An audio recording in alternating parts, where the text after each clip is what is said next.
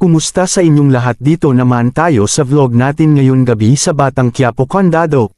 Unang-una sa lahat ito ay video teaser lamang para ma-update sa Batang Quiapo. Salamat po. Huwag kalimutan subscribe at follow ang channel para update.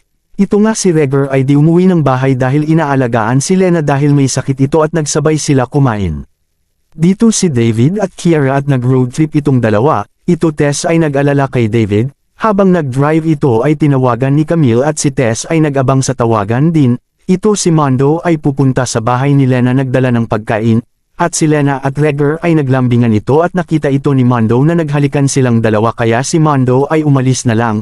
Dito ay naghalikan si David at Kiara sa kotse. Nakapark ito sa daan at dito habang nagpatrol si Mendoza at Jacob ay nakita nila may kotse at dito bumaba sila at tiningnan nila at dito si David at Kiara ay nagmamadali sa pagbihis at tinakot sila itong mga pulis at nalaman nila na anak ni Regger at di makapaniwala na